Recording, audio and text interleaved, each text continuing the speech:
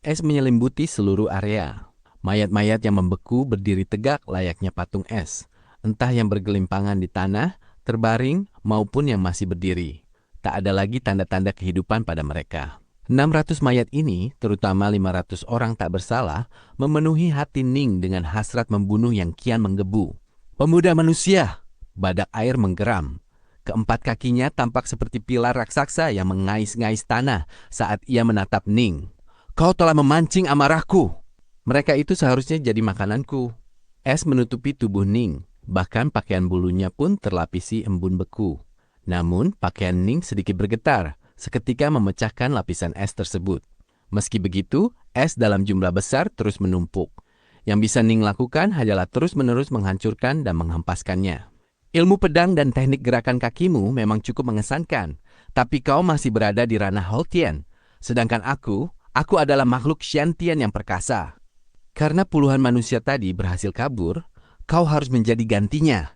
Daging pemuda manusia yang kuat jauh lebih menggugah seleraku daripada 1000 manusia biasa. Aku belum pernah membunuh makhluk Shantian, sahut Ning. Berbalut embun beku, ia menatap tajam badak air dengan suara sedingin es. Karena itulah, aku punya hasrat yang tak terbendung untuk membunuh makhluk Shantian. Raja badak air, sebagai makhluk Shantian pertama yang mati di tanganku, kau patut merasa bangga. Akan kupotong dagingmu dan kucicipi sendiri, lalu kubiarkan orang tuaku dan anggota klanku merasakan dagingmu. Tangan kiri Ning tiba-tiba juga menggenggam sebilah senjata ilahi. Kini, ia memegang sebilah pedang Dark North di masing-masing tangannya. Pedang kembar? Sepertinya ilmu pedang kembar. Di sekitar Gunung Walet ini, tidak ada satupun pengguna pedang kembar yang punya teknik pedang mumpuni. Badak air menatap Ning dengan mata raksasanya, lalu dengan santai menghentakkan kakinya ke tanah, membuat seluruh area berguncang. Setelah itu, bagaikan sebuah gunung, ia menerjang ke arah pemuda itu. Mati! Boom!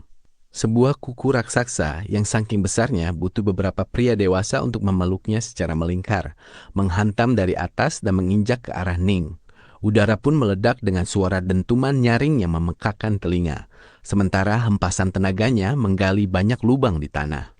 Jauh sebelum kuku ini benar-benar menyentuhnya, Ning sudah tahu betapa mengerikan kekuatannya. Wus, Ning lebih dulu mengayunkan satu pedangnya, yang berkelebat layaknya seberkas cahaya air redup yang menyayat kuku raksasa itu dalam satu garis tipis. Namun, pedang itu hanya mampu menembus sedikit ke dalam kulit kuku sebelum akhirnya tak bisa masuk lebih dalam lagi. Ning langsung bergerak bagaikan embusan angin untuk mundur.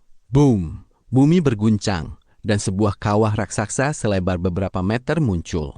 Sementara itu, Ning sendiri sudah menghindar sejauh lebih dari 30 meter. Kau tidak akan bisa kabur! Badak air meraung sambil menerjang ke arah Ning. Meski gerakannya tampak canggung, ukurannya yang raksasa membuatnya mampu menempuh jarak yang sangat jauh di tiap langkahnya. Kuku-kukunya yang berukuran raksasa menciptakan jejak sedalam kawah di tanah setiap kali menapak. Tak lama kemudian, ia mengejar Ning hingga ke dalam hutan pegunungan yang tak jauh dari bukit itu. Luas hutan ini hanya beberapa kilometer persegi. Pohon-pohon ini tidak akan bisa menghalangiku sama sekali. Badak air terus meraung sambil menerjang menembus barisan pepohonan. Di hadapan badak air yang sebesar gunung, pohon-pohon besar ini tak ubahnya bilah-bilah rumput yang diinjak dan dilewati oleh manusia biasa. Dia memang pantas menyandang reputasi sebagai seekor badak air. Kekuatan fisiknya jauh lebih besar daripada siluman besar biasa, gumam Ning dalam hati. Apalagi kulitnya sangat tebal. Hanya mengandalkan tenaga dalam serta ilmu pedang menyatu dengan dunia, aku bahkan tidak mampu menembus kulitnya. Sepertinya aku harus mengandalkan teknik pemurnian tubuh Dewa Iblis. Wus! Dengan satu lompatan, Ning mendadak sudah berdiri di atas tajuk sebuah pohon besar yang tinggi. Meski berpijak pada dedaunan, tubuhnya tidak merosot sedikit pun. Dari sana, ia menunduk balas menatap tajam badak air di bawah. Badak air itu mendadak berhenti. Ia merasakan ada perubahan pada aura pemuda manusia ini. Jika diukur dari kekuatannya, aura itu hanya sedikit lebih lemah daripada auranya sendiri. Pemurnian tubuh Dewa Iblis, gumamnya. Benar, kulit Ning mulai memerah. Kekuatan matahari dan bulan mulai sepenuhnya mengisi tubuhnya, dan seketika itu juga kekuatannya melonjak hingga batas maksimal. Jika ia bisa menerobos dan mencapai ranah Xiantian, kekuatan ilahi di dalam tubuhnya bahkan akan mampu mewujud keluar tubuhnya. Hahaha, kau hanyalah makhluk Houtian. Sekalipun kau berlatih teknik pemurnian tubuh Dewa Iblis, kau masih jauh di bawahku. Badak air itu menerjang maju dengan buas, menghantam dan merobohkan deretan pepohonan yang dilewatinya. Pepohonan itu tumbang dengan suara beruntun yang menderak, sama sekali tak mampu memperlambat lajunya. Berdiri di tajuk pohon, Ning menatap dingin ke arah badak air yang menerjang. Kedua tangannya masing-masing menggenggam sebilah pedang. Tubuh badak air itu sangatlah raksasa. Hanya siluman besar yang sangat kuat seperti Serpent Wing yang mampu menghadapinya secara langsung. Namun, sebagai seorang ahli pedang, Ning tentu tak akan melakukan hal bodoh seperti itu. Wus! Pada saat benturan akan terjadi, Ning mengerahkan langkah angin bayangan tingkat menyatu dengan dunia hingga batas maksimal. Hanya dengan satu gerakan, tiba-tiba ia berhasil menghindari serudukan badak air. Jika dibandingkan dengan Ning, kelincahan badak air jelas jauh tertinggal. Sembari menghindar, pedang Dark North di tangan Ning menebas ke arah lambung monster itu. Pedang itu berkelebat membentuk seutas garis tipis bercahaya transparan layaknya permata. Seolah-olah itu adalah garis yang tercipta dari sekumpulan tetesan air. Garis itu pun menyayat lambung sang badak air. Sutra tetesan hujan, jurus garis hujan, ilmu pedang tingkat lanjut. Seperti serangannya sebelumnya saat menangkis injakan badak air, serangan ini juga mengerahkan kekuatan alam. Namun sebelumnya, Ning hanya menggunakan tenaga dalam sebagai dasar serangannya. Sementara kali ini, energi matahari dan bulan di dalam tubuhnya ikut meledak. Menggunakan kekuatan pemurnian tubuh Dewa Iblis sebagai pondasi, membuat kekuatan serangan ini seketika berlipat ganda lebih dari 100 kali. Slash, kulit tebal badak air itu, di bawah tebasan tajam dari pedang Dark North, seketika terkoyak hingga menciptakan luka yang sangat besar. Darah segar menyembur keluar bagaikan bendungan jebol. Darah dalam jumlah besar memercik kemana-mana. Bahkan ususnya yang hancur pun samar-samar terlihat. Wus, Ning mendarat di tanah dan berbalik.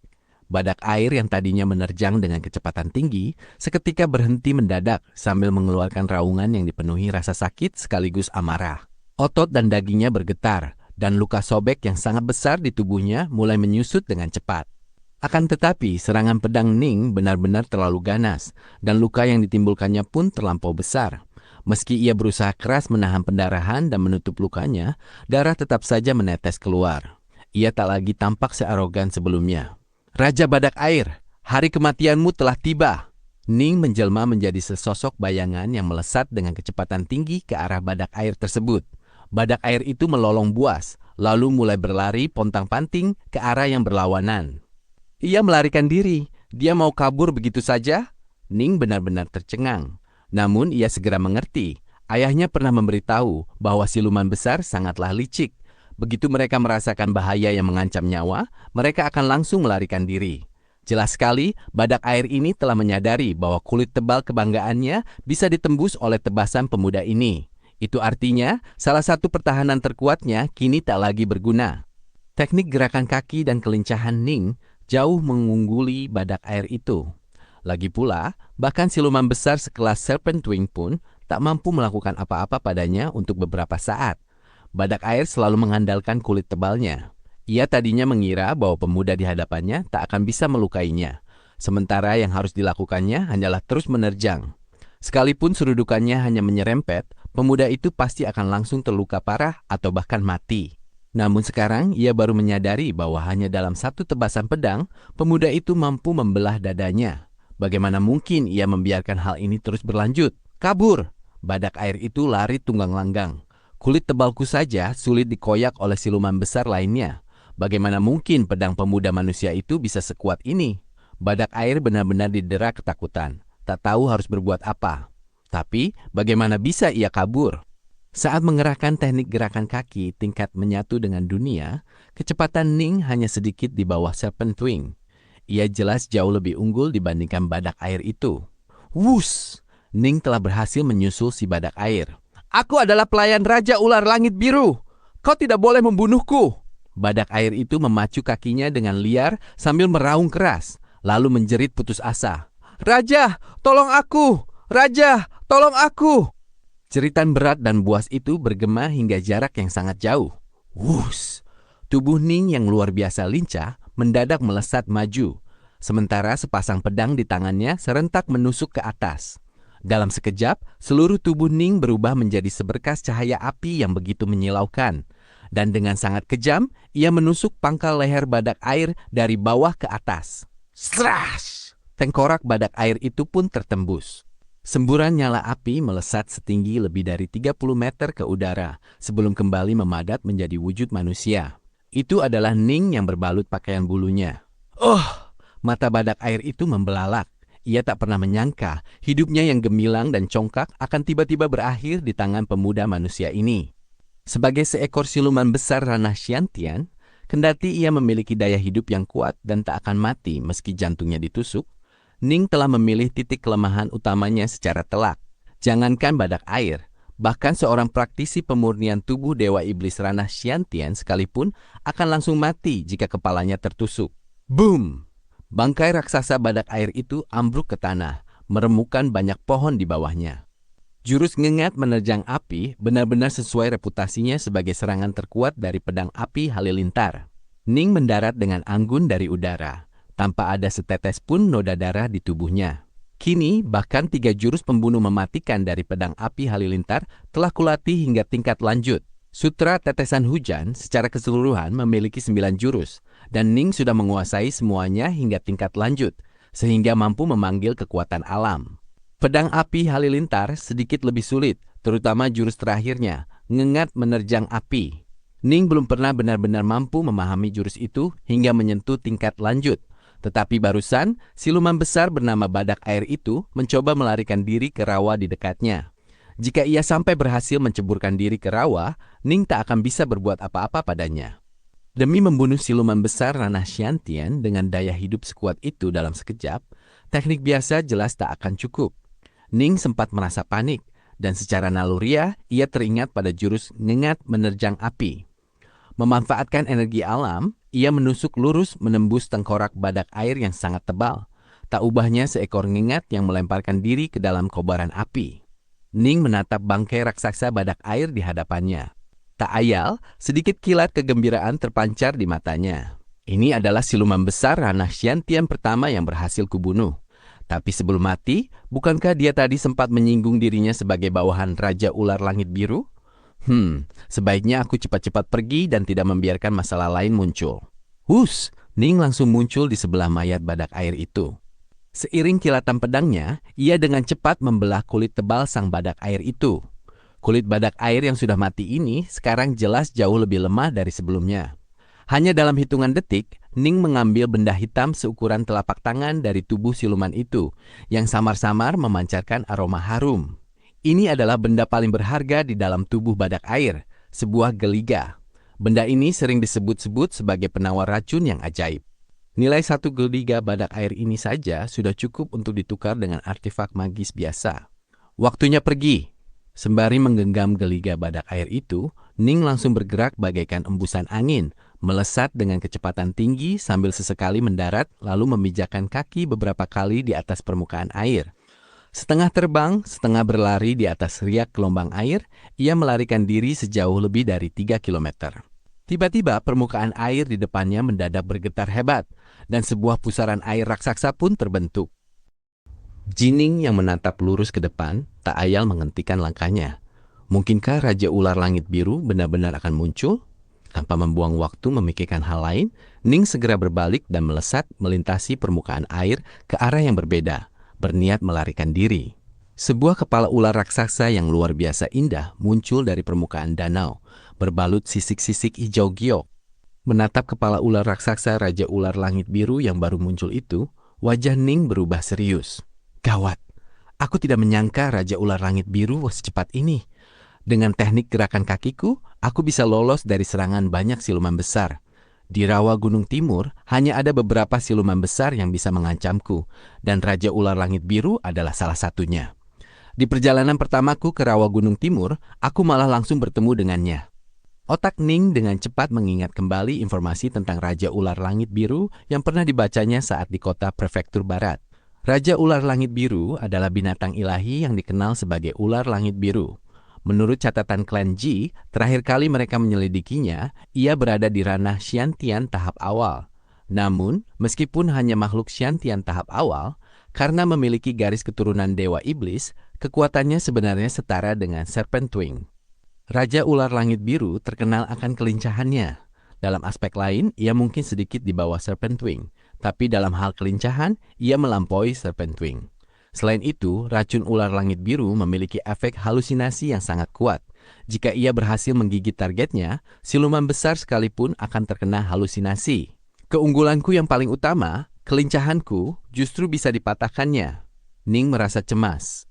Dalam pertarungan hidup dan mati semacam ini, kelincahan bahkan lebih penting daripada kekuatan dan kecepatan. Sebagai contoh, kekuatan Raja Badak Air jauh mengungguli Ning. Pertahanannya juga jauh mengungguli Ning. Tapi di mata Ning, Raja Badak Air tak lebih dari monster bodoh yang lamban. Ia mampu dengan mudah mengitari Raja Badak Air lalu membunuhnya. Monster itu ingin menabrak Ning, tapi tidak bisa. Sebaliknya, yang paling dikuasai oleh Raja Ular Langit Biru ini adalah kelincahan. Dari kejauhan, permukaan danau perlahan mulai menampakkan tubuh bersisik ular yang sangat besar. Raja Ular Langit Biru mengangkat kepalanya tinggi-tinggi, menatap Ning, matanya dipenuhi kebingungan. Ia mengeluarkan beberapa geraman rendah. Ning mengerutkan kening, balas menatap Raja Ular Langit Biru. Apa yang sedang dikatakan Raja Ular ini? Ia tidak mengerti. Raja Ular Langit Biru adalah seekor binatang ilahi. Dan di ranah Xiantian tahap awal, ia belum mampu berubah wujud, juga tidak bisa berbicara bahasa manusia. Sesosok wujud manusia tiba-tiba muncul dari air dan berdiri di sebelah Raja Ular Langit Biru. Seorang pria kurus berjubah putih muncul, menatap ke arah Ning. Ia berteriak, "Rajaku, bertanya padamu, apa kau yang membunuh badak air? Kalau aku bilang bukan aku, apa kau akan percaya?" sahut Ning. "Di daerah ini, selain kau, tidak ada manusia lain sama sekali. Siapa lagi yang bisa melakukannya selain kau?" Pria tinggi kurus berjubah putih itu tertawa dingin. "Selain itu, kau mampu berlari di atas air, menunjukkan bahwa kau telah mencapai tingkat menyatu dengan dunia." Tiba-tiba, Raja Ular Langit Biru menggeram beberapa kali lagi, dan pria berjubah putih itu beralih topik. Namun, di area sekitar mayat badak air, sama sekali tidak ada sisa gelombang energi Xiantian. "Mungkinkah kau ini belum menjadi makhluk Xiantian? Kalau aku menjawabnya, apa kau akan membiarkanku pergi?" tanya Ning. "Mana mungkin?" Pria berjubah putih itu tertawa dingin. "Kau sudah membunuh salah satu bawahan rajaku. Jika kami membiarkanmu pergi begitu saja, mau ditaruh di mana gengsi raja?" Ning mengerutkan kening dan balas berteriak. "Kalau begitu, tak usah banyak omong. Kalau mau bertarung, ayo bertarung. Kalau tidak, aku mau pergi." Raja Ular Langit Biru menatap Ning dengan mata raksasanya, dipenuhi tanda tanya. Bocah manusia kecil di hadapannya ini, ia tentu saja tidak takut padanya. Tapi area di sekitar badak air itu benar-benar terlalu aneh. Jelas-jelas tidak ada gelombang energi Xiantian di sana. Tapi kenapa badak air bisa mati? Mungkinkah seseorang yang belum berada di ranah Xiantian bisa membunuh seekor siluman besar? Ning mendengus, langsung mulai berlari di atas air, menjelma menjadi embusan angin dan melarikan diri dengan kecepatan tinggi. Meskipun keluar untuk berpetualang, ia sadar akan batas kemampuannya. Jika nekat bertarung melawan siluman besar yang terlalu kuat, sama saja ia mencari mati. Ning sama sekali tidak pernah berniat bertarung melawan Raja Ular Langit Biru. Wus! Raja Ular Langit Biru berenang melintasi permukaan danau, menjelma menjadi gelombang pasang perak. Dalam sekejap, kepala ular raksasa kembali muncul tepat di hadapan Ning. "Dia benar-benar lebih cepat dariku." Ning mendadak berhenti, matanya berkilat buas. Sepertinya pertarungan ini tak bisa dihindari. "Kalau begitu, ayo kita bertarung." Di rawa Gunung Timur, satu-satunya yang lebih cepat dari rajaku adalah siluman kuno itu, kodok salju. Apa kau tahu tentang kodok salju kuno? Dia adalah siluman besar paling kuat di seluruh rawa Gunung Timur. Dia bisa membekukan dan membunuhmu hanya dengan sekali hembusan napas. Pria berjubah putih itu berkata sambil berjalan di atas air. Setiap langkahnya membuat air beriak kecil. Gerakannya sama sekali tidak selincah dan seanggun Ning. "Sebaiknya kau pasrah saja menerima kematianmu di hadapan rajaku." Ning mengerutkan kening, lalu berubah menjadi seberkas cahaya yang menerjang pria tinggi kurus berjubah putih itu. "Siluman, kau berisik sekali. Rasakan pedangku." Slash! Cahaya dingin menyambar ke arah pria itu. Pria berjubah putih itu begitu ketakutan hingga ia langsung menceburkan diri ke dalam air dengan bunyi kecipak keras. Ia mengabdi pada Raja Ular Langit Biru, dan dari segi kekuatan ia sebenarnya sedikit lebih lemah daripada Raja Badak Air. Mana berani ia bertarung melawan pemuda manusia ini. Raja Ular Langit Biru mendadak mengaum marah. Ning menoleh menatapnya, sama sekali tak gentar. Karena ia tak akan bisa melarikan diri, Ning tentu saja menyapu bersih keraguan dan ketakutan dari hatinya, hanya menyisakan semangat yang membara.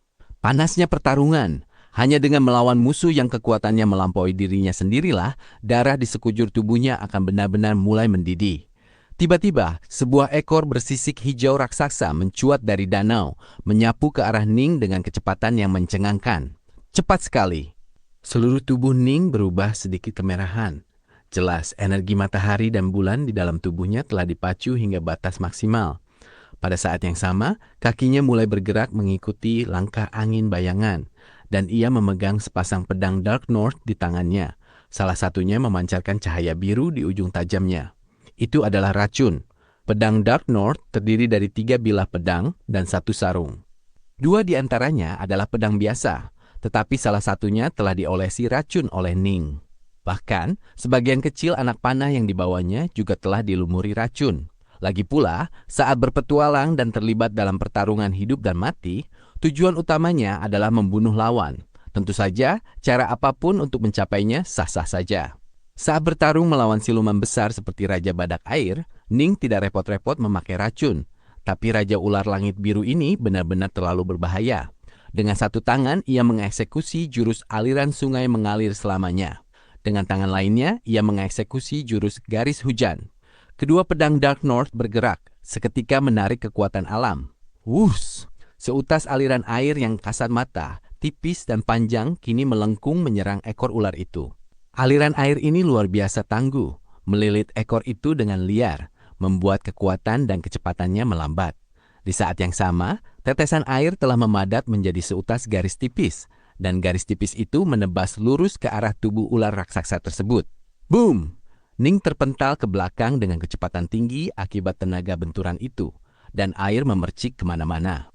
Sementara itu, darah berwarna hijau jamrud menyembur keluar dari luka besar di tubuh Raja Ular Langit Biru. Tapi dengan cepat, aliran darah melambat dan lukanya menyusut.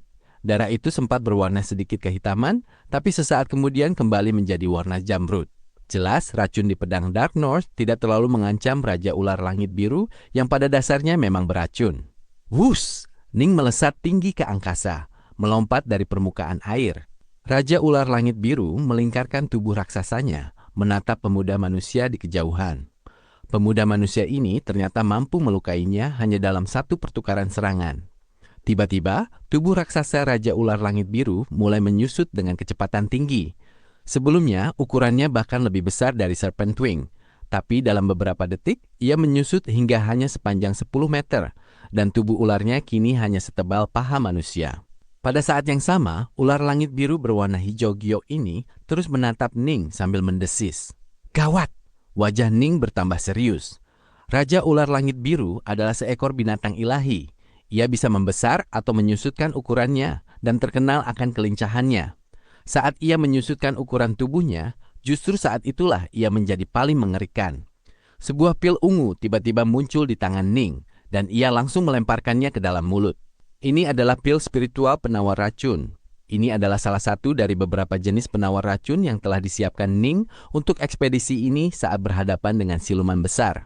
Pil yang satu ini secara khusus sangat ampuh melawan racun berbisa dan halusinasi. Ning menggenggam erat pedang kembarnya, menatap tajam ke arah Raja Ular Langit Biru. Kepala Raja Ular Langit Biru bergoyang pelan penuh percaya diri. Ia tampak seperti pemburu berpengalaman yang sedang mencari kelemahan Ning. Sambil bergoyang, ia perlahan mulai bergerak mendekat. Namun Ning yang memijak air terus mengambil langkah mundur perlahan, menjaga jarak di antara mereka. Sret! Tiba-tiba, Raja Ular Langit Biru menjelma menjadi kilatan petir jamrud. Ia menerjang Ning. Mata Ji Ning berkilat buas. Pedang Dark North di tangan kanannya tiba-tiba menjelma menjadi seberkas tebasan cahaya kilat saat kecepatannya meningkat hingga batas maksimal. Ini adalah salah satu dari 3 jurus pembunuh pedang api halilintar, kilat batu api. Jurus ini bertumpu pada satu kata, cepat. Jurus ini bisa dibilang sebagai serangan pedang tercepat yang mampu dilakukan Ning, dan ia menggunakannya sekarang untuk menghadapi terkaman mendadak Raja Ular Langit Biru. Bus! Hanya dalam sekejap, Raja Ular Langit Biru mengubah arah hingga 12 kali, berubah menjadi bayangan ilusi ajaib yang melewati pedang Dark North di tangan kanan Ning. Ia bahkan menggunakan tubuhnya untuk menghantam pedang Dark North, namun tangan kiri Ning yang juga memegang pedang Dark North berubah menjadi lingkaran-lingkaran air yang berputar sewaktu ia memamerkan jurus dengan pertahanan terkuat dari sutra tetesan hujan, jurus kedap air. Terang! Kepala ular dan mata pedang Dark North berbenturan, dan arah lintasan Raja Ular Langit Biru tak ayal sedikit melenceng ke satu sisi. Plak! Pada saat mereka berpapasan, sebuah bayangan mengerikan tiba-tiba muncul dari dalam air, menghantam lurus ke arah Ning. Ning yang tak sempat menangkis, terhantam keras di dada. Ning memuntahkan seteguk darah, wajahnya memerah saat ia terpental melintasi permukaan danau. Us! Raja Ular Langit Biru berenang dengan kecepatan tinggi melintasi air danau, menerjang ke arah posisi Ning. Sabetan ekornya terlalu cepat, jauh lebih cepat dari kibasan ekor siluman tua Serpent Wing. Ning di tengah udara membalikkan badan dan mendarat dengan anggun di permukaan danau. Ia memegangi dadanya. Ia bisa merasakan samar-samar bahwa tulang-tulangnya patah. Namun energi pemulihan dahsyat dari metode pemurnian tubuh Dewa Iblis dengan cepat memulihkan semuanya. Krak! Dua tulang rusuknya yang patah di dada dengan cepat tersambung kembali. Tapi kekuatannya agak lebih rendah dari Serpent Wing. Ning menatap dadanya, hanya pakaian bulunya yang robek. Dengan tambahan perlindungan dari baju bintang emas, tubuhnya tidak terluka terlalu parah. Sret! Raja Ular Langit Biru sekali lagi melesat ke arahnya secepat kilat. Sangat cepat. Majulah! Ning mengayunkan pedang kembarnya dengan liar dalam upaya bertahan. Raja Ular Langit Biru menggerakkan kepalanya seakan hendak menggigit, menggerakkan tubuhnya seakan hendak melilitnya, dan juga menggunakan ekor ularnya untuk menghantam. Seluruh tubuhnya adalah senjata, dan ia melilit Ning, menyerang dengan membabi buta. Dalam pertarungan jarak dekat semacam ini, seringkali 1 detik saja memungkinkan banyak pukulan bertukar. Ning telah mencapai tingkat lanjut dalam sutra tetesan hujan dan pedang api halilintar. Namun, ia belum mencapai tingkat menyatu dengan dunia dalam ilmu pedang. Jika ilmu pedangnya berada di tingkat menyatu dengan dunia, setiap tebasan biasa, tusukan, atau goresan, serangan apapun akan mampu memanggil kekuatan dunia. Hanya dengan begitu, tingkat ilmu pedang seseorang benar-benar berada di tingkat menyatu dengan dunia. Karena Ning belum mencapai tingkat ini, maka dalam pertarungan berkecepatan tinggi semacam ini, beberapa postur dan gerakan serangannya tak lagi membawa kekuatan dunia. Setelah kehilangan kekuatan dunia, daya serang ilmu pedangnya menurun secara nyata. Ini adalah kelemahan yang sangat besar, sesuatu yang coba ditutupi Ning dengan mengandalkan sepasang pedangnya. Tetapi pada akhirnya, jika seseorang hanya bertahan, ia pasti akan kalah. Kepala ular Raja Ular Langit Biru menggigit betis Ning dengan ganas, dan taring beracunnya yang tajam menembus lurus pakaian bulu dan baju bintang emas. Bisa dari taringnya seketika tersalur ke dalam tubuh Ning. Sensasi mati rasa dan memabukkan yang amat kuat dengan cepat menyebar dari betis Ning ke seluruh tubuhnya. Dan Ning buru-buru menelan pil spiritual penawar racun yang sedari tadi ia tahan di bawah lidahnya. Mati kau! Ning menyerang dengan pedang Dark North di kedua tangannya. Keduanya serentak mengeksekusi jurus ngengat menerjang api dari pedang api halilintar. Kedua pedang itu seketika seakan menjelma menjadi 2 garis api yang membara, menusuk lurus ke bawah langsung ke arah kepala Raja Ular Langit Biru yang menancap di betisnya. Pria kurus berjubah putih itu muncul diam-diam dari dalam air, menatap pertarungan di kejauhan antara ular langit biru dan pemuda manusia itu. Pemuda manusia itu benar-benar tangguh. Pria berjubah putih itu tak urung menghela napas kagum. Dia ternyata mampu memaksa raja untuk menyusutkan ukurannya demi melawannya. Dari segi kekuatan, aku pun kalah dari pemuda itu.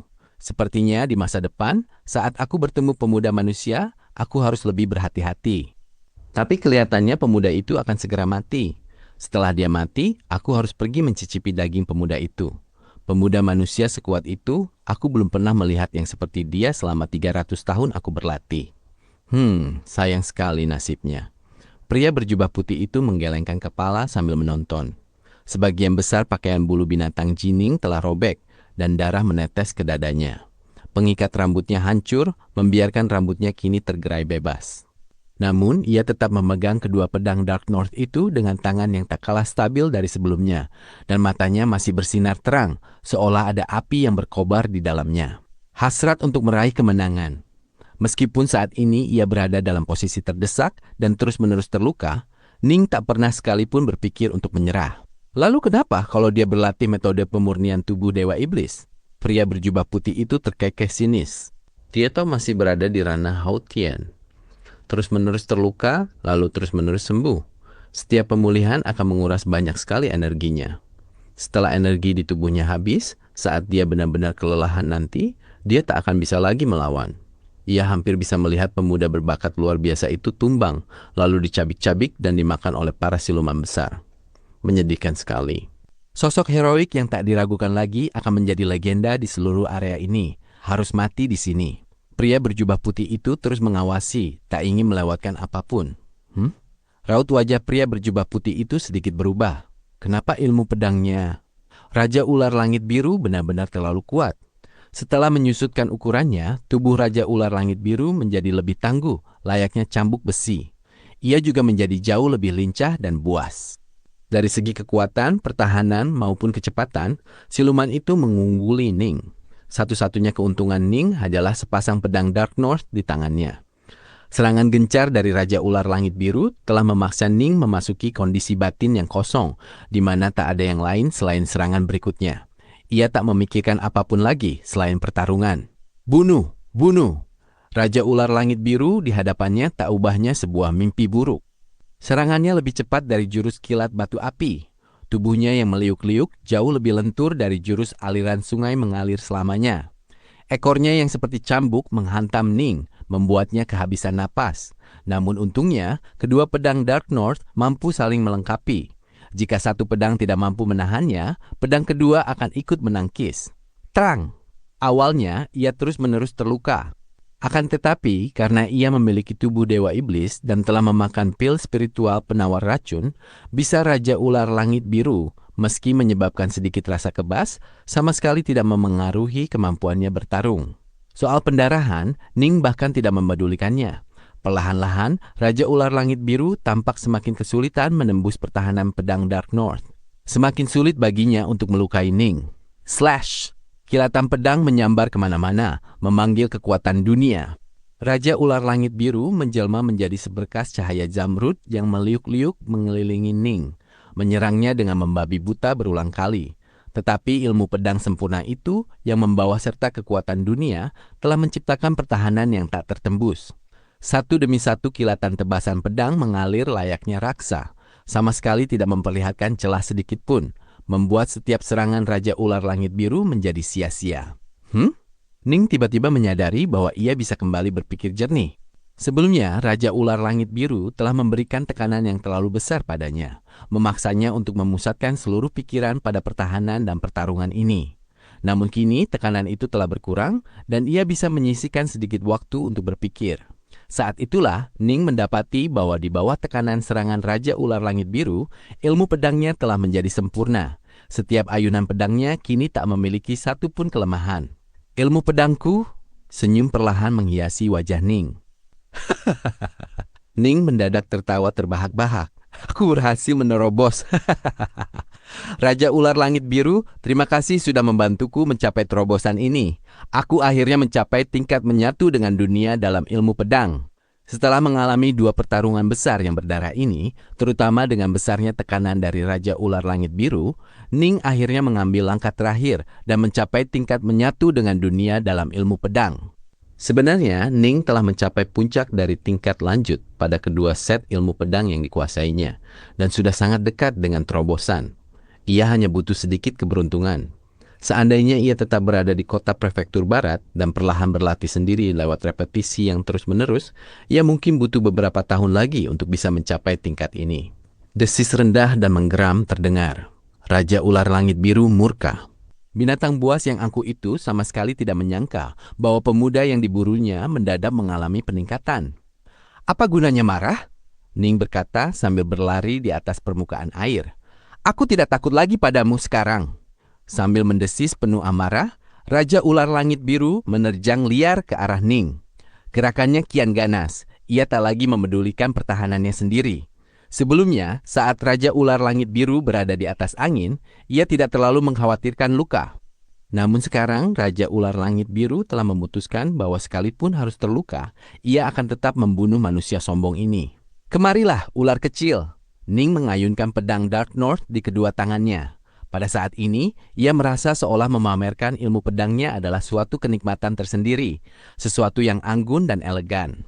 Ia melepaskan satu demi satu tebasan, masing-masing begitu sempurna dan tanpa celah. Bahkan tebasan dan tusukan yang paling sederhana sekalipun tak dapat ditembus. Pertarungan kita hari ini berakhir di sini, Raja Ular Langit Biru. Sekali lagi, terima kasih banyak sudah membantuku melakukan terobosan. Ning tertawa terbahak-bahak sambil mulai melarikan diri. Kedua pedang Dark North di tangannya kini tengah mengeksekusi jurus kedap air. Ia tak berusaha melancarkan serangan balasan, hanya bertahan, membuat Raja Ular Langit Biru tak mampu melakukan apapun terhadapnya. Dan dalam sekejap mata, Ning lari menjauh. Lama berselang, Raja Ular Langit Biru berenang kembali. Yang bisa ia lakukan adalah mendongak dan mengaum penuh kekecewaan. Sepanjang hidupnya, ia telah bertemu dengan beberapa manusia ranah Shantian yang telah mencapai tingkat menyatu dengan dunia. Tetapi ia tetap bisa menghajar manusia-manusia itu habis-habisan. Namun, pemuda berpedang ganda yang baru saja dihadapinya itu memakai kedua pedangnya seolah-olah digerakkan oleh dua orang berbeda yang memiliki ikatan batin yang sempurna. Sungguh, ancaman yang ditimbulkan dari pedang ganda itu 10 kali lipat lebih besar dari biasanya. Sesulit apapun posisi Ning, dan meskipun salah satu pedangnya terpaksa keluar jalur sehingga tak lagi berada di tingkat semu menyatu dengan dunia berkat ilmu pedangnya, pedangnya yang satu lagi akan tetap mempertahankan tingkat menyatu dengan dunia, yang mana membuat kemampuan tempur aslinya tidak berada di bawah kemampuan seorang ahli bersenjata tunggal pada tingkat menyatu dengan dunia. Namun kini, Ning telah benar-benar mencapai tingkat menyatu dengan dunia, dan kekuatannya meledak luar biasa.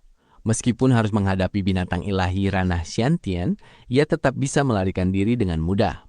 Wuss! Ia berlari secepat angin. Ning merasa sangat gembira. Ia berlari sesuka hati di atas permukaan air, melintasi rawa gunung timur sebelum memasuki hutan pegunungan. Setelah berlari cukup lama, Ning melompat ke atas sebuah pohon besar. Melewati tajuk pohon itu, dengan satu lompatan lagi, ia membuat dirinya melayang anggun sejauh puluhan meter sebelum mendarat di atas sebuah tebing. Hanya dengan beberapa lompatan lagi, ia pun tiba di puncak gunung kecil tersebut. Duduk di puncak gunung, dengan santai ia mengeluarkan sebotol anggur buah dari Keylestone, lalu mendongak dan menuangkannya ke dalam mulut. Kemudian, Ning berseru riang. Nikmatnya, hari ini benar-benar menyenangkan. Ia telah bertarung melawan dua siluman besar dan berhasil mengeksekusi Raja Badak Air. Siluman besar lainnya yang lebih tangguh, Raja Ular Langit Biru, memang luar biasa kuat. Di bawah tekanan serangannya, ilmu pedang Ning tiba-tiba berhasil menerobos dan mencapai tingkat menyatu dengan dunia. Tak ayal, Ning merasa bangga pada dirinya sendiri. Meskipun para ahli ranah Shantian dari kota prefektur barat bisa menggunakan artefak magis, dari segi kemampuan, kurasa sebagian besar dari mereka masih di bawahku. Hanya saja, aku tidak tahu persis di tingkat apa ayah sekarang. Bahkan sebelum pergi berpetualang, ayah telah diakui sebagai ahli nomor 1 dari klan Ji, prefektur barat, dan sudah sejak lama mencapai tingkat menyatu dengan dunia. Setelahnya, dia pergi berpetualang selama hampir 10 tahun dan bertemu ibuku. Dan semenjak itu, dia hidup dengan tenang di kota prefektur barat. Tidak ada yang tahu sudah sekuat apa dia sekarang. Ning merenungkan pertanyaan ini. Tapi sebelumnya, ketika Serpent Wing menyerang, tebasan pedang ayah yang dilancarkan dari jarak yang sangat jauh, tebasan pedang itu benar-benar mengerikan. Tingkat kemampuan ayah seharusnya masih berada di atasku. Ning menggelengkan kepala. Sudahlah, aku tahu belum mencapai ranah Shantian. Makhluk Shantian memiliki kekuatan yang luar biasa. Praktisi pemurnian Ki pada ranah itu pun akan mampu menggunakan segala macam artefak magis, segel, dan formasi.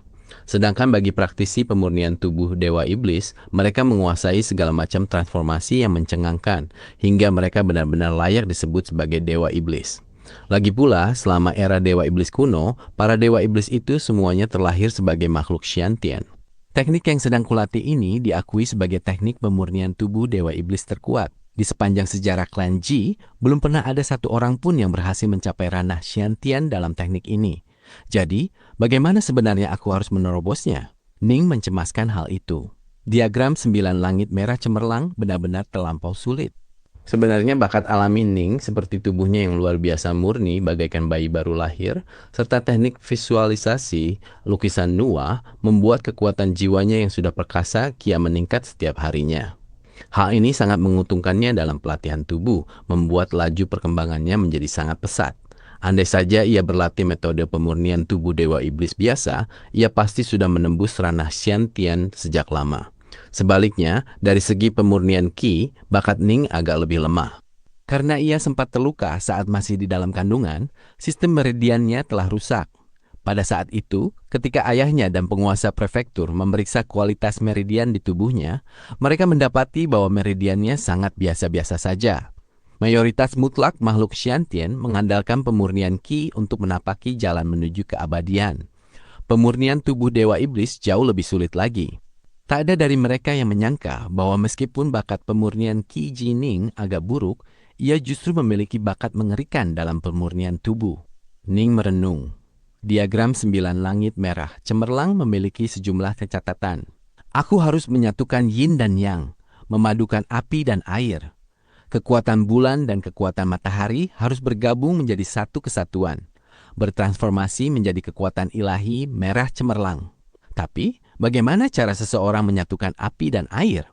Bagaimana cara seseorang menggabungkan kekuatan bulan dan matahari menjadi satu kesatuan? Yang Ning tahu adalah api dan air tidak bisa menyatu. Lantas, bagaimana api dan air bisa dipadukan? Ini adalah sebuah langkah yang teramat sulit. Aku harus mencapai ranah Xiantian. Ning mendadak berdiri, matanya dipenuhi dengan hasrat yang membara. Ranah Xiantian di alam surga yang jauh di sana adalah titik awal. Bagi para dewa iblis kuno, ranah Xiantian tidak lebih dari tingkatan kekuatan mereka saat pertama kali dilahirkan. Jika aku bahkan tidak bisa menembus ranah Xiantian, bagaimana mungkin aku bisa berkoar-koar soal mengendalikan takdirku sendiri? Pakaian bulu binatang yang dipotong dan dijahit halus itu sangat pas di badan, membuat Qiuye tampak agak heroik dan gagah. Ia berdiri di sana, di area luar suku batu logam, memandang jauh ke depan. Sosoknya menarik perhatian dan tatapan para pemuda suku pedesaan tersebut. Sejak Qiuye tiba di suku batu logam, tak perlu diragukan lagi bahwa ia telah menjadi gadis tercantik di sana. Satu persatu pemuda berusaha mencari kesempatan untuk memamerkan kekuatan dan keberanian mereka di hadapannya. Tetapi tak ada satupun yang berhasil menarik minatnya.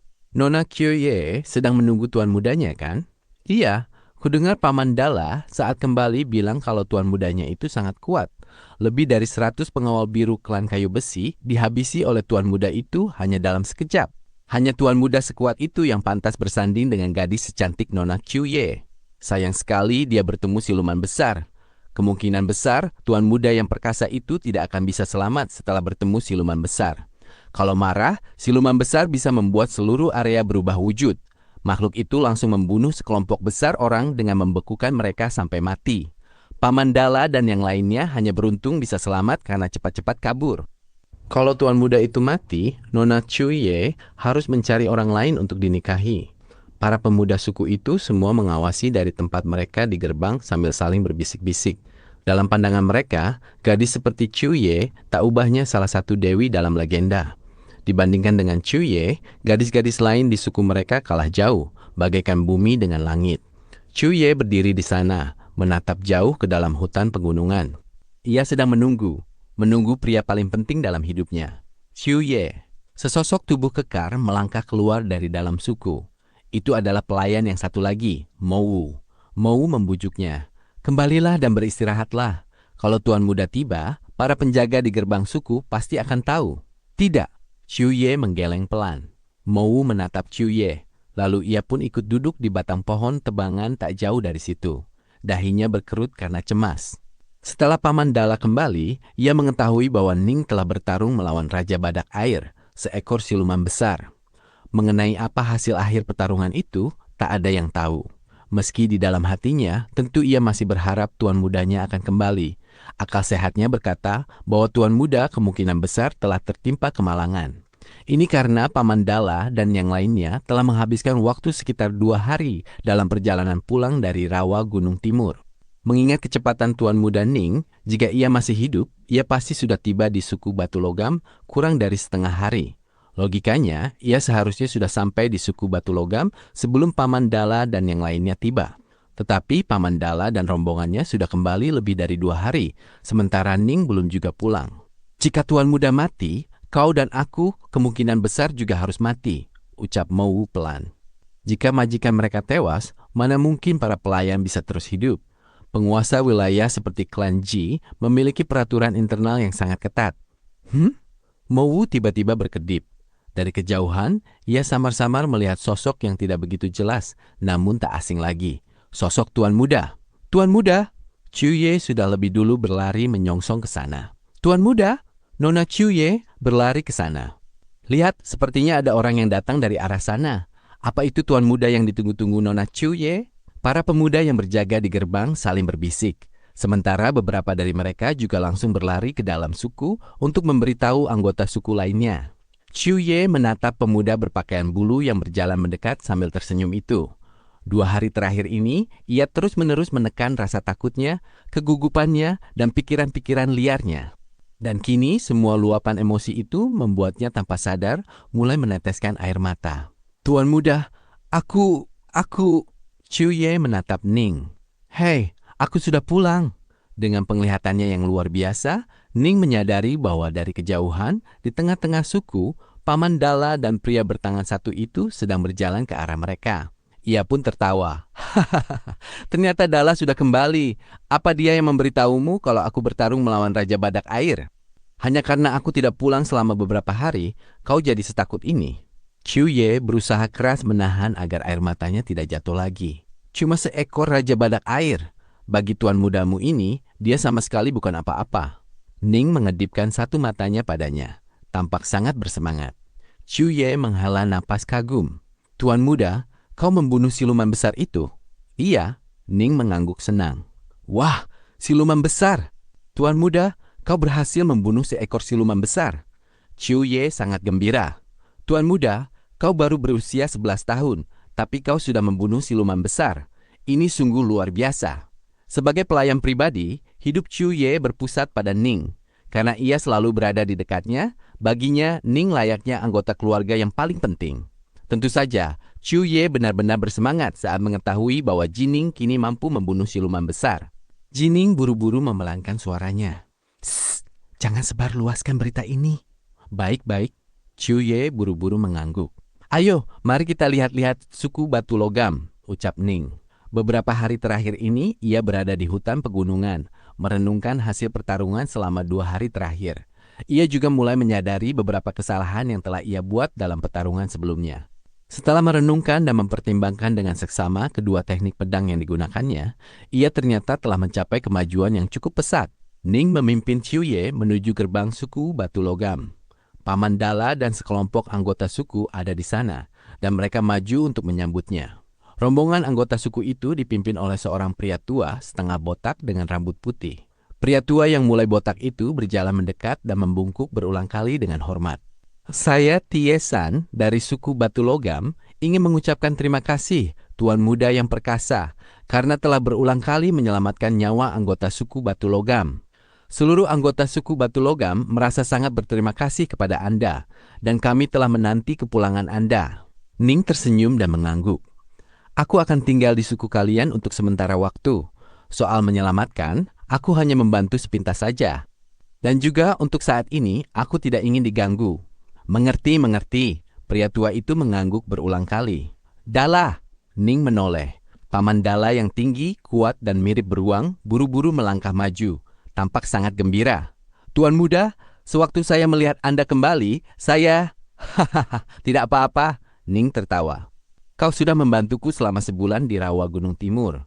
Sudah kubilang kalau aku kembali ke suku Batu Logam, aku pasti akan memberimu imbalan besar. Terimalah ini. Sambil berbicara, di tangannya 3 kepingan emas kepala binatang muncul. Ia melemparkannya. Setiap keping emas kepala binatang itu seberat 5 kilogram. Paman Dala yang mirip beruang itu seketika tercengang.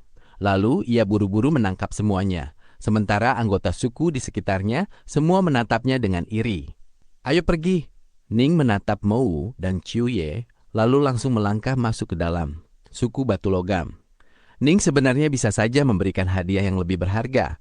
Tetapi bagi suku kecil seperti suku batu logam, yang jumlah penduduknya tak sampai 1.000 orang, harta karun yang benar-benar berharga justru bisa mendatangkan bencana. Di dalam suku batu logam, Qiuye menuangkan anggur buah untuk Ning, lalu menyuguhkan buah-buahan dan makanan lezat. Tuan muda, Mou dan aku sudah berada di suku ini selama sebulan. Tidak lama setelah tiba, kami menghubungi klan Ji. Bagus. Ning mengangguk.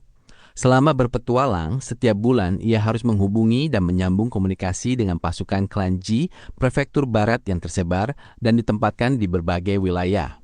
Ada surat dari kota prefektur barat. Qiuye mengeluarkan sebuah gulungan dari lengan bajunya. Ning menerimanya. Ia membuka gulungan perkamen kuning itu, dan saat membacanya, ia tanpa sadar tersenyum. Itu adalah surat yang ditulis langsung oleh ibunya. Surat itu tidak terlalu panjang. Sebagian besar isinya adalah ungkapan kekhawatiran.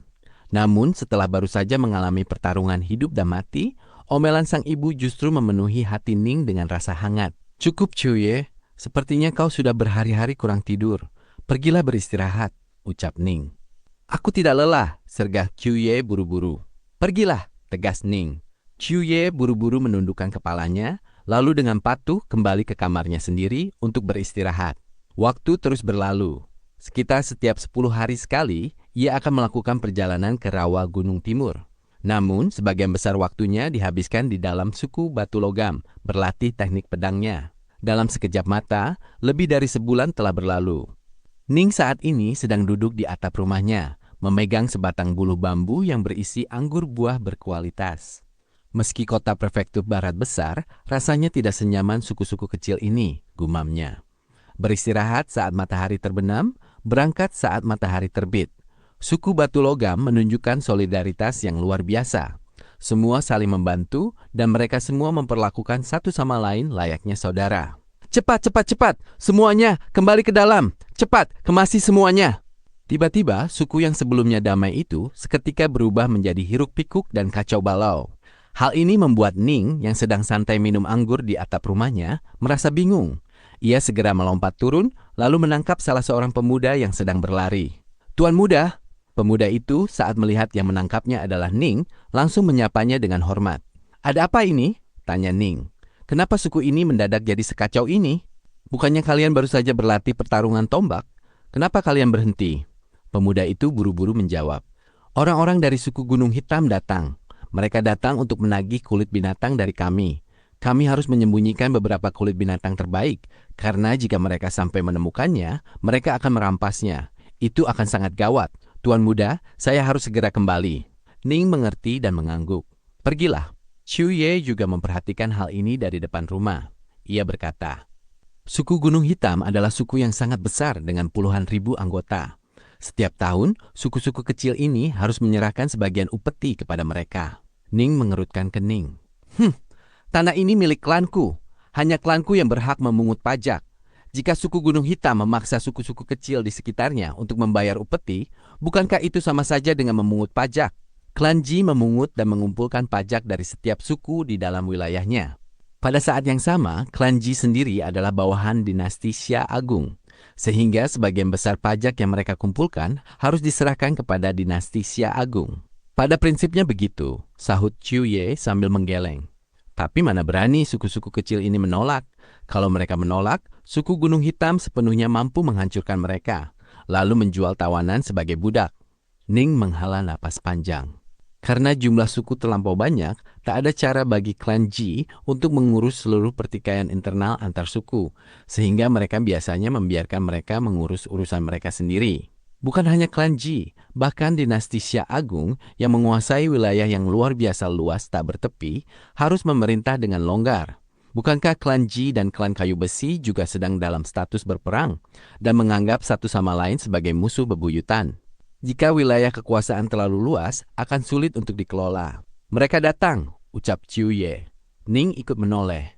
Ia melihat dari kejauhan sekelompok pria suku Gunung Hitam berpakaian kulit binatang dan separuh berbaju zirah tengah melenggang angkuh di area itu.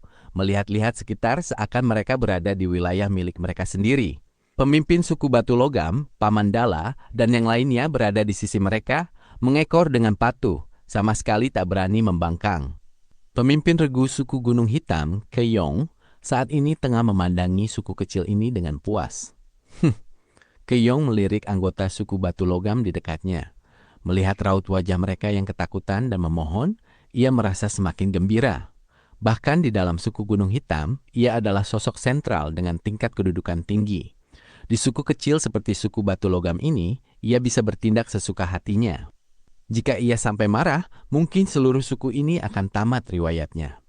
100 pengawal yang dibawanya mungkin sanggup meratakan suku kecil semacam ini. Di suku kecil seperti ini, ia punya wewenang mutlak. Hah? Keyong mendadak melihat tak jauh dari sana, ada seorang pemuda dan seorang gadis berdiri berdampingan. Mata Keyong langsung berbinar.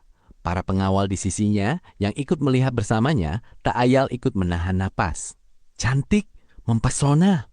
Keyong seketika tertegun, lalu hatinya langsung dikuasai oleh nafsu dan hasrat yang kuat. Ia pasti harus merebut gadis cantik ini dan menjadikannya pelayan pribadinya. Setiap hari, ia pasti akan mencurahkan kasih sayangnya padanya. Membayangkannya saja membuat darah Keyong berdesir deras di sekujur tubuhnya. Sambil tertawa terbahak-bahak, Keyong berjalan langsung ke arah pemuda dan gadis itu. Ning sedikit mengernyit saat menatap pria tinggi jangkung yang berjalan ke arahnya, yang mengenakan beberapa ornamen buatan yang cukup halus. Pria jangkung itu menyapu Ning dan Chuye dengan tatapannya, seakan-akan ia adalah petinggi suku yang sedang meneliti barang dagangan. Secara khusus, ia tidak menyembunyikan keserakahan di matanya saat memandangi Chuye. Pakaian bulumu ini dipotong dan dijahit sangat rapi. Apa kau membuatnya sendiri, Nona? Keterampilan tanganmu sungguh luar biasa. Pakaian bulu pemuda di sebelahmu itu juga dijahit dan dipotong sangat bagus. Apa dia adikmu? Lancang! Suara Chuye menggema tajam. Keyong sedikit mengangkat dagunya. Lancang. Suku Batu Logam yang sekecil ini, aku bisa melakukan apa saja yang kumau pada mereka. Apalagi sekedar lancang. Jujur saja, aku tertarik padamu. Ikutlah denganku baik-baik. Terakhir kali aku tertarik pada seorang gadis, dia lumayan keras kepala. Dia lebih memilih bunuh diri daripada mengikutiku. Jadi aku memusnahkan seluruh keluarganya dan menjual seluruh sukunya sebagai budak. Demi adik kecilmu ini dan anggota sukumu, kau harus membuat keputusan yang tepat. Orang-orang suku biasanya adalah orang yang terus terang. Mereka tidak terlalu banyak perhitungan. Namun di saat yang sama, mereka juga sangat haus darah. Sebagian besar dari mereka tidak takut mati, terutama gadis-gadis cantik seperti yang ada di depannya saat ini. Mereka pasti menjadi permata kebanggaan suku mereka, dan biasanya mereka semua sangat tinggi hati. Sudah menjadi rahasia umum bahwa gadis-gadis cantik semacam itu lebih rela bunuh diri daripada tunduk pada orang lain, jika harga diri mereka sudah menguasai. Keyong tidak ingin hal itu terjadi. Tuan Keyong yang terhormat, tetua suku Tie-san, buru-buru membujuknya. Mereka bertiga bukan anggota suku Batu Logam kami. Mereka berasal dari suku yang sangat besar. Suku yang besar? Alis Keyong berkedut. Pantas saja. Aku baru saja bertanya-tanya bagaimana tempat seperti suku Batu Logam kalian bisa melahirkan gadis seanggun ini. Nona, katakan dari suku mana kau berasal? Sambil berbicara, ia berjalan 2 langkah ke depan, hendak membelai wajah Chuye. Chuye langsung melayangkan tendangan secepat kilat ke arahnya. Bam!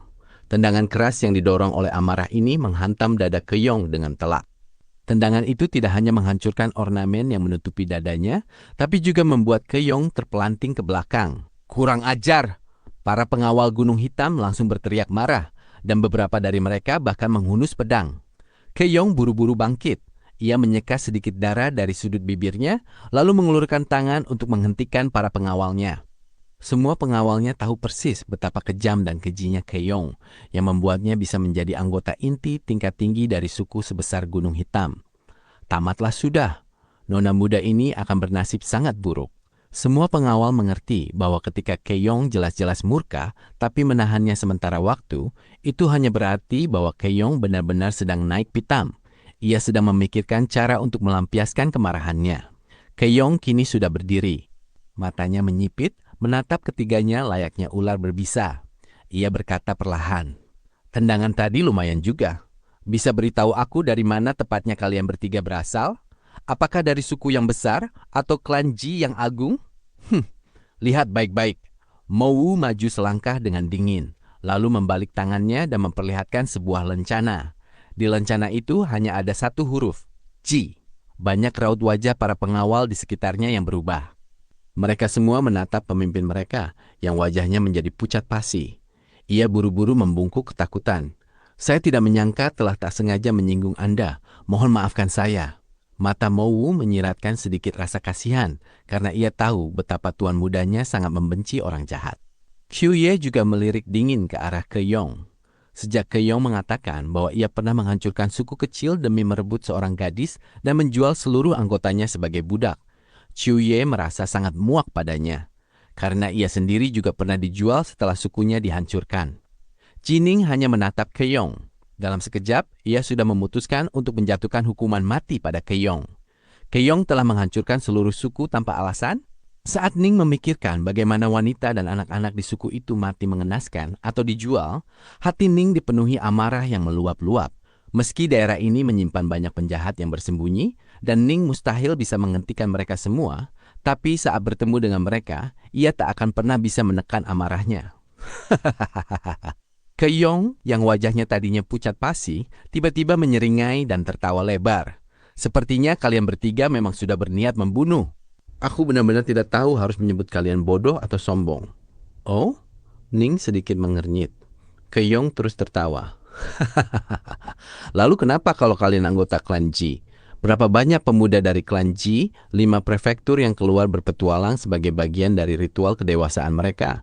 Dan berapa banyak dari mereka yang mati? Bagaimana mungkin klan Ji bisa tahu apakah anggota klan mereka dibunuh oleh binatang siluman atau oleh anggota suku lain?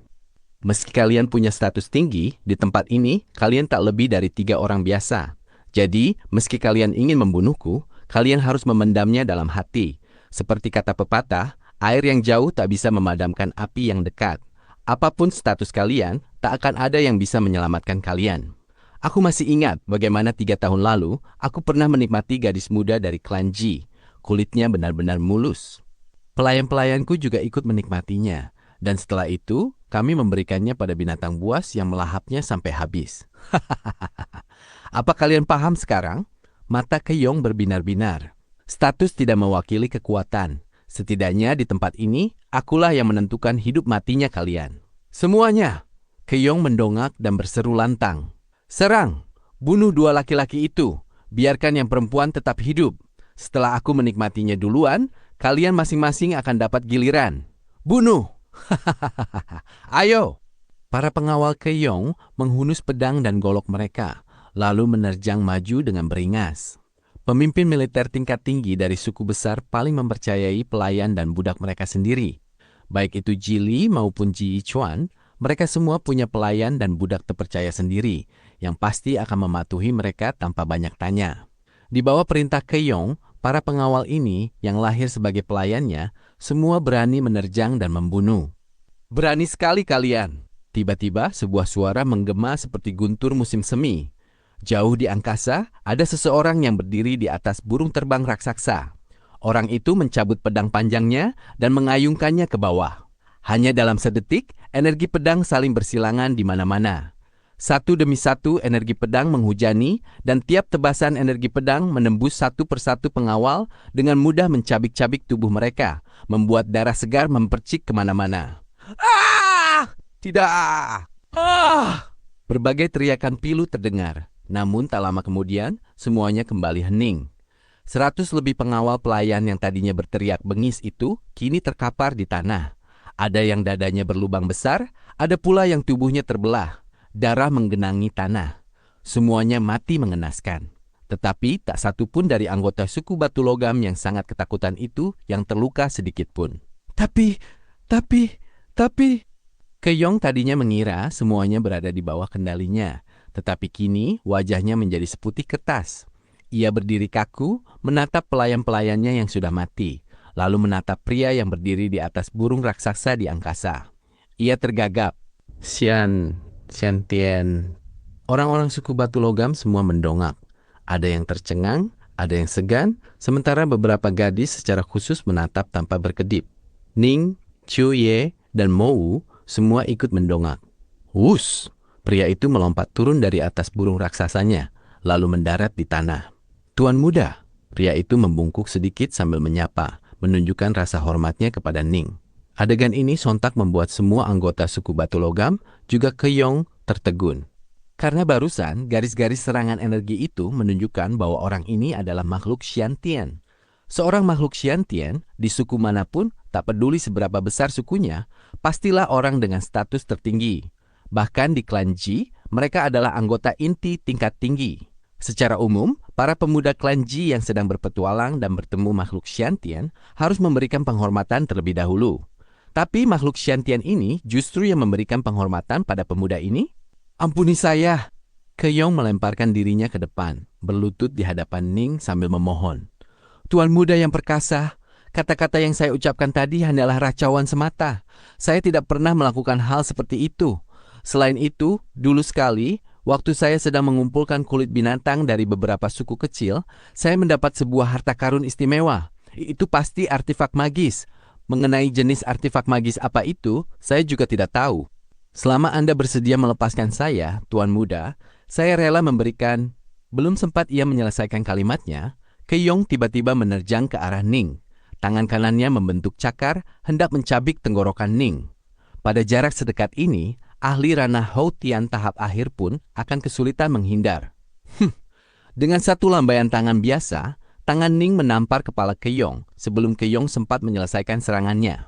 Tubuh Keong bergetar. Lalu darah mulai mengucur dari hidung dan telinganya, hingga kemudian tubuhnya tumbang tanpa daya ke tanah.